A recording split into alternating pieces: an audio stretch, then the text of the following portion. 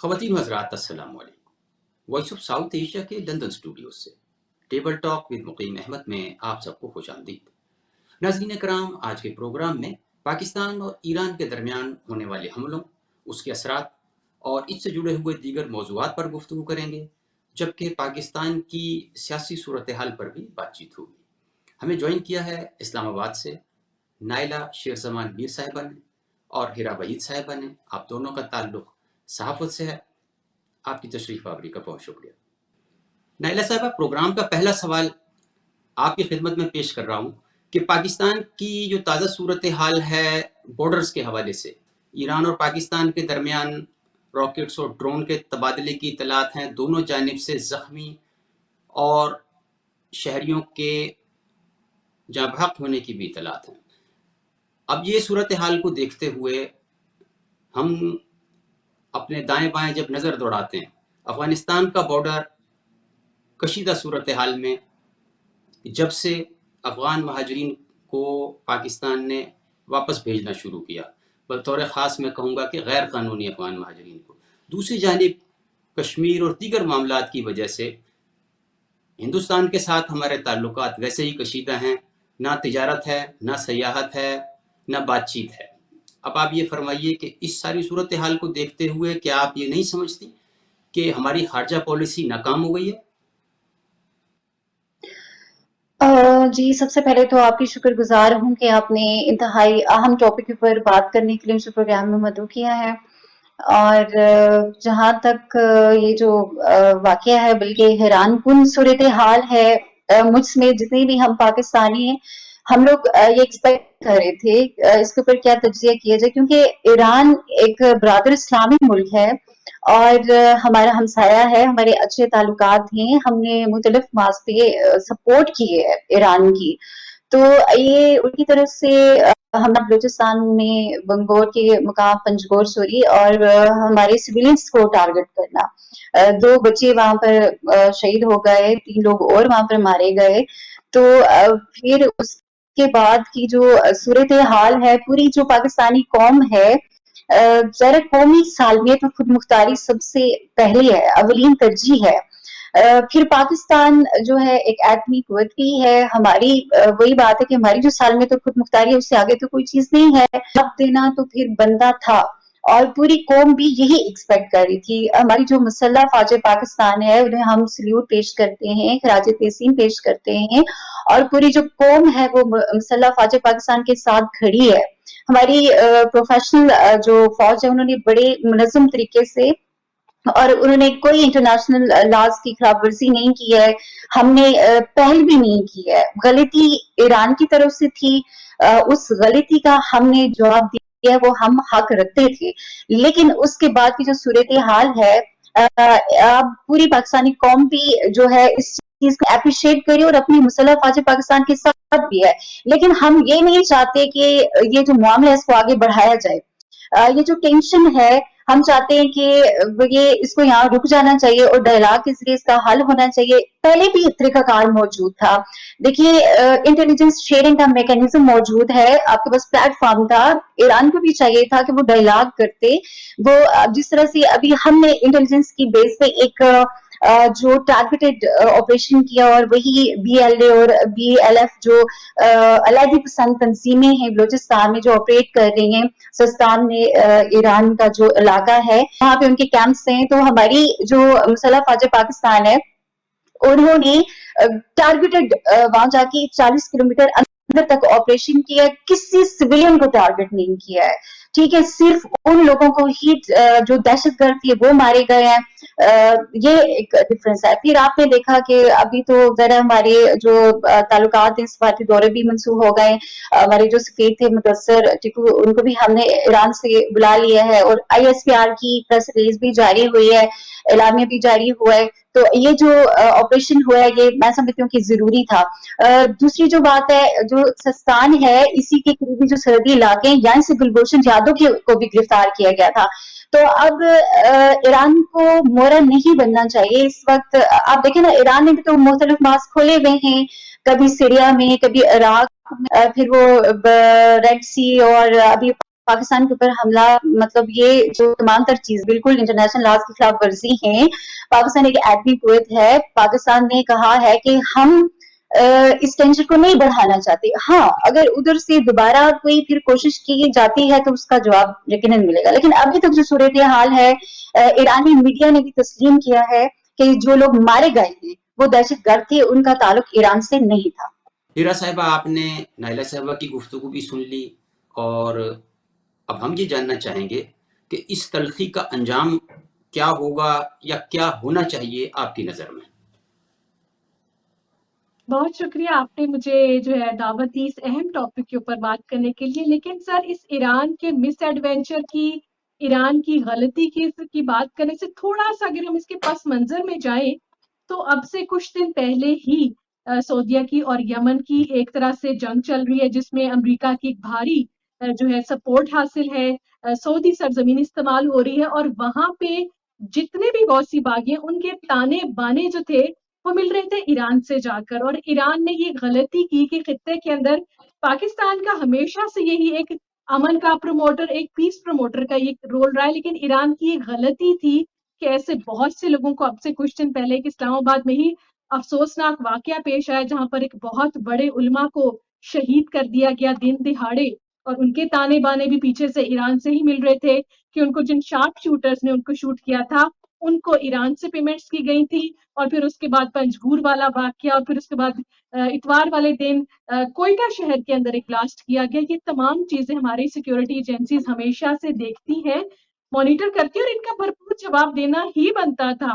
میرے خیال سے اگر کوئی بھی ملک اس طرح کا مس ایڈونچر کرے یا کوشش کرے، اگر بات کریں تھوڑے سے ساتھ والے ہمسائے بھارت کی، تو وہاں پر بھی لوک سبھا کی الیکشنز ہونے والے ہیں، اور وہاں پر بھی ایک ہی پیٹرن ہوتا ہے کہ ہمیشہ سے کوئی پلوامہ ٹائپ دوبارہ سے مس ایڈونچر کرنے کی کوشش کی جائے گی، الیکشن سٹریٹجیز استعمال کی جاتی ہیں.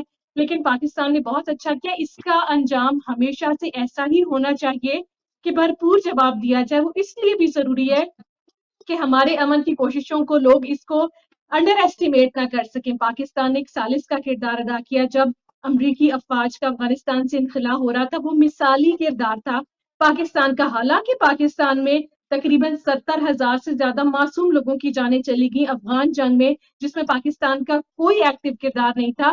لیکن پھر بھی جہاں پر بات ہوتی ہے ریجنل پالیٹکس کی، اور تھوڑا سا اگر اس کو ایک واسٹ ایگزامپل دے کے میں یہ بات کروں گی کہ تھوڑا سا اس میں امپیکٹ یہ بھی تھا کہ بہت ساری سیکیورٹی کی بھی چیزیں تھیں، اور ہر وقت ہر ملک کی ایک سچویشن نہیں ہوتی. آج سے 2 سال قبل افغانستان کی جو صورتحال تھی، آج وہاں پر دیکھیں کافی حد تک وہاں پر طالبان کی حکومت نے اپنا کنٹرول بھی کر لیا ہے، اور امن وہاں پر قائم ہوا، اور وہاں پر ایک گورننس کی طرف وہ بڑھ رہے ہیں. لیکن پاکستان کو ڈیسٹیبلائز تو کوئی نہیں کر سکتا، کوئی طاقت نہیں کر سکتی، لیکن جہاں پہ بارڈر کی صورتحال خراب ہوتی ہے جان بوجھ کے ڈسٹرپٹ کیا جاتا ہے، اور اس کے ٹائمنگز دیکھنا بھی بڑا ضروری تھا، اور یہ اچھا ہوا اور یہ ہونا ضروری بھی تھا. اور آج تو فورن آفس نے بھی اپنی پریس ریلیز میں یہی کہا کہ کم از کم ایران دوبارہ اس طرح کی غلطی یا حماقت نہیں کرے گا. یہاں وقت ہوا ایک بریک کا. بریک کے بعد سوالات کا سلسلہ جاری رکھیں گے.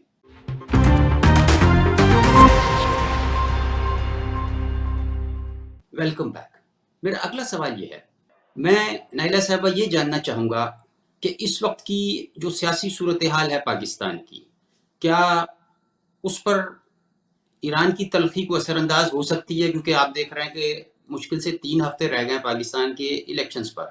تو ایک تو ویسے ہی ایمبیگوٹی کریٹ کی جا رہی تھی کہ جی الیکشن پتہ نہیں ہوں گے نہیں ہوں گے، پھر کسی حد تک اس دھند کو چھٹنے میں اگر کسی چیز نے مدد کی تو وہ سپریم کورٹ کا واضح فیصلہ تھا کہ جناب 8 فروری کو آپ نے الیکشن کرانے ہیں.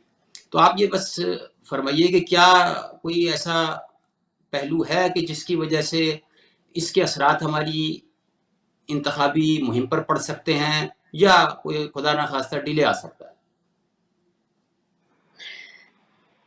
جی الیکشن 8 فروری 2024 کو ذرا سپریم کورٹ آف پاکستان کے واضح احکامات ہیں، اور الیکشن کمیشن آف پاکستان بھی اس وقت ان کی آئینی ذمہ داری ہے کہ وہ الیکشنز کروائیں، کیونکہ پاکستان کے پاس اور کوئی صورت اس وقت نہیں ہے کہ آپ پاکستان کو جو معاشی عدم استحکام ہے، سیاسی عدم استحکام ہے، اس سے نکال سکیں. اور بھی بہت سارے ایسے بحران ہیں جن میں ہمارا جو ملک ہے اس وقت بہت سارے بحرانوں کا شکار ہے، اور جو پولیٹیکل انسٹیبلٹی ہوتی ہے اسی کی وجہ سے جو ہے وہ اکنامک کرائسس اور باقی چیزیں بھی ہوتی ہیں. نگران حکومت جو ہوتی ہے اس کے اوپر لوگ اعتماد نہیں کرتے. ہماری جو فورن پالیسی ہے، ہم بات کرتے ہیں نا کہ خارجہ پالیسی ہماری مؤثر نہیں ہے، تو وہ کیسی ہوگی جب نگرانوں کی حکومت ہوگی، عوامی مینڈیٹ لے کر لوگ نہیں آئیں گے تو آپ کے اوپر آپ کے ہمسایہ ملک، آپ کے اوپر جو عالمی دنیا ہے وہ کیسے اعتبار کرے گی؟ معاہدے تو وہ کر ہی نہیں سکتے، ڈیلز تو وہ کر ہی نہیں سکتے نا آپ کے ساتھ. تو الیکشن ہونے ناگزیر ہیں. الیکشن میں نہیں سمجھتی کہ اب ڈیلے ہوں گے، کیونکہ جو پاکستان کے اندر اس وقت صورتحال ہے، مہنگائی روز بروز بڑھتی جا رہی ہے. آپ نے دیکھا کہ پاکستان تحریک انصاف جو ہے اس کو جس طرح پچھلے 2 سال سے حکومت ان کی گرائی گئی اور ووٹ آف نو کانفیڈینس کے ذریعے، اور اس کے بعد سے جو جس صورتحال کا پاکستان کو سامنا ہے، بہت ساری چیزیں پاکستان کے اندر ہوئی ہیں جو تاریخ میں بھی نہیں ہوئی ہیں. تو یہ کاغذات پہ نامزدگی لوگوں نے جمع کرائے، چھینے گئے، مسترد ہوئے. اب آزاد امیدوار جو ان کے اوپر بھی سختیاں. ہم اس وقت جو یہ تو ہم نہیں کہہ سکتے کہ منصفانہ اور آزادانہ انتخابات پاکستان کے اندر ہو سکتے ہیں یا ہوں گے، بلکہ پاکستان کے اندر بیٹھے ہوئے جو لوگ ہیں وہ نہیں، اس وقت پوری دنیا کا جو میڈیا اس کے اوپر بات کر رہا ہے اور سرویز آ رہے ہیں.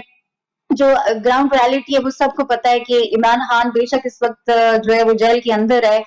3 آپشنز تھے ان کے پاس کہ آپ ڈیل کر لیں، آپ سرینڈر کر لیں، یا پھر تھرڈ آپشن یہی تھا. انہوں نے کہا کہ آپ سائفر والا معاملہ بھی اسی لیے وہ کیس بنایا گیا، اور یہاں تک جو ہے وہ ان کو ڈرانے کے لیے، خوفزدہ کرنے کے لیے، جھکانے کے لیے یا ملک بدر کرنے کے لیے یہاں تک آپشن دیا گیا کہ آپ سائفر کے کیس کی سزائے موت بھی ہو سکتی ہے. لیکن اب وہ ظاہر ایسے ایک شخص کو وزارت عظمیٰ تو نہیں چاہیے نا. اگر وزارت عظمیٰ کو عہدہ آپ نکال بھی دیں گی تو ان کے کریڈٹ میں بہت ساری اور چیزیں بچتی ہیں. تو وہ یہی ہے کہ پاکستان کے اندر عدلیہ آزاد ہو، انصاف ہو، عوام کی جو جمہور کی رائے ہے. ہم اسلامی جمہوریہ پاکستان کہتے ہیں لیکن جمہور کو حق رائے دہی ہم دیتے ہی نہیں ہے پاکستان کے اندر. تو پھر الیکشن، پھر سینٹ میں قراردادیں، آپ کو پتا زاور خان نے قرارداد دی، منظور ان کی نہیں ہوئی ہے. پھر انہوں نے خط تک لکھا، پھر اس کے بعد وہ ہلال الرحمان صاحب آ گئے آزاد سینیٹر. کے پی میں خاص طور پر الیکشن ملتوی کروانے کے حوالے سے بہت ساری جو ہے وہ بار بار یہ ایک ہی طرح کی باتیں مولانا فضل الرحمان سمیت سارے کر رہے ہیں جی کہ وہاں پر برف باری ہے، سردی، اس سے پہلے بھی سردی کے حالات میں الیکشن ہوئے ہیں پاکستان کے اندر. البتہ یہ بات کہنا درست ہوگا کہ کے پی جو ہے نا وہ ان کے ہاتھ سے نکل چکا ہوا ہے، اور آپ دیکھ لیں کہ نواز شریف وطن واپس بھی آ گئے، ذرا الیکشن کا ماحول بنایا گیا. لیکن جب تک گلے کا نشان پی ٹی آئی سے نہیں چھینا تب تک جو ہے لوگ میدان میں نہیں آئے. ان کے آنے کے بعد اب جب گلا چھینا گیا ہے تب اوکاڑا میں جلسہ ہوا، اور مریم نواز صاحبہ نے پھر جلسے میں خطاب بھی کیا، اور یہی کیمپین وہ کر رہی ہیں، یہی ان کے دعوے جی کہ 2/3 اکثریت اور عوام امپائر ہے، عوام لے کر آئے گی. تو اگر عوام امپائر ہے تو پھر جو حقیقت ہے، زمینی حقائق ہیں، جو سرویز ہیں، اور آپ نے ابھی سروے آیا ہے گوگل کا، یہ آپ نے دیکھ لیا ہوگا کہ آفیشیل پیج انہوں نے لانچ کیا تھا، 78% لوگوں نے جا کے پی ٹی آئی کو سرچ کیا ہے. تو پاکستان کے اندر اب الیکشنز تو ہونے ہیں. اچھا ہیرا صاحبہ، آپ کی بڑی گہری نظر ہے سیاست پر اور سیاست کے ایوانوں پر. میں یہ جاننا چاہوں گا کہ جتنی اچھی کیمپین اوپن کی ہے مریم نواز نے، اوکاڑا کا جلسہ، وہاں بہت اچھا کراؤڈ تھا، جو کچھ میڈیا سے خبریں آئیں اور جو کچھ پاکستان مسلم لیگ نے میڈیا کو جاری کیا، اس کو دیکھتے ہوئے تو یہ اندازہ ہو رہا ہے کہ پی ایم ایل این اپنا کھویا ہوا مقام حاصل کرنے کی طرف رواں دواں ہے. اور دوسری جانب آج جو حفظ آباد کا جلسہ ہے اس کی بھی بڑی پازیٹیو رپورٹ آ رہی ہے. تو کیا آپ یہ سمجھتی ہیں کہ پی ایم ایل این جو ہے اس نے وہ سپیس جو ہے کور کر لی ہے جو پی ٹی آئی کے ٹوٹ پھوٹ ابھی نشان نہ ہونے اور ان کے بانی کے جیل میں ہونے کی وجہ سے ہوا ہے؟ نہیں، یہ سپیس نہیں تھی، بنیادی طور پر یہ خلا تھا ہی نہیں. بیسیکلی پاکستان کا ووٹر اس وقت بھی 70% इमरान खान को सपोर्ट करता है। पाकिस्तान तहरीक इंसाफ के पास बहुत बड़ा वोट बैंक है। और मैं थोड़ी सी बात करूंगी, आपने कहा कि अब क्या होने वाला है, कौन सी पार्टी इक्तदार में आएगी, वो तो खैर पता चल ही जाएगा। लेकिन एक ही बात करूंगी कि शेर जो है वो लंदन से इलाज करवा के आ गया है, अब दांत निकलवाया है, अब काटेगा नहीं सिर्फ चाटेगा। तो ये तमाम चीजें देखना जरूरी इसलिए होता है कि वोटर्स इस टाइम पाकिस्तान के खासे तकसीम है। वोट बैंक इस वक्त इमरान खान के पास है क्योंकि उस शख्स की हुकूमत गिराई गई, क्योंकि उसके बाद पाकिस्तान में शदीद गवर्नेंस के इश्यूज देखे गए। पाकिस्तान में आज जो हालात हैं, आपने कहा इलेक्शंस 3 हफ्ते के बाद है, मैं इस्लामाबाद के अंदर मौजूद हूँ, लेकिन यहाँ पर कोई सियासी एक्टिविटी नहीं है। पाकिस्तान के बड़े लीडर्स जलसे नहीं कर पा रहे क्योंकि उनके जलसों में लोग नहीं आ रहे। एक पार्टी दूसरी पार्टी में किसी को टारगेट करके बात नहीं कर रही, मैं ओवरऑल एक वोटिंग ट्रेंड की बात कर रही हूँ। पाकिस्तान का वोटर खासा तकसीम है इस वक्त। इन तमाम चीजों का असर ऑब्वियसली इलेक्शंस के ऊपर इस तरह से पड़ सकता है कि बहुत सारे लोग इससे कह रहे हैं कि ये प्री पोल रिगिंग के अंदर आ जाता है कि एक बड़ी सियासी जमात से उसका इंतखाबी निशान ले लेना। इलेक्शन कमीशन की जानिब से ये एक फैसला मेरे ख्याल से वाकई में डेंट देगा वोटर्स, क्योंकि जाहिर सी बात है पाकिस्तान की एक बहुत बड़ी आबादी है जो सिर्फ इंतखाबी निशान के ऊपर ही ठप्पा लगाती है। लोग पढ़े लिखे नहीं होते, बिरादरी वोट भी पड़ता है, अच्छा जी शेर पे लगाना है, बल्ले पे लगाना है, तीर पे लगाना है। पाकिस्तान में हमेशा से इसी तरह से होता है। और अब अगर 8 फरवरी को इलेक्शंस होंगे जो कि ऑलरेडी काफी ज्यादा मुतनाज़ा हैं, काफी ज्यादा डिलेड भी हैं, काफी ज्यादा मैनेज्ड भी हैं, तो इनको मैं सिर्फ एक ही बात के ऊपर समझ करूंगी कि ये बुनियादी तौर पे बहुत सारे लोग ये कह रहे हैं कि लेवल प्लेइंग फील्ड, कुछ लोग इसको नाम दे रहे हैं, कुछ लोग कह रहे हैं कि आर्टिफिशियल इलेक्शंस हो रहे हैं।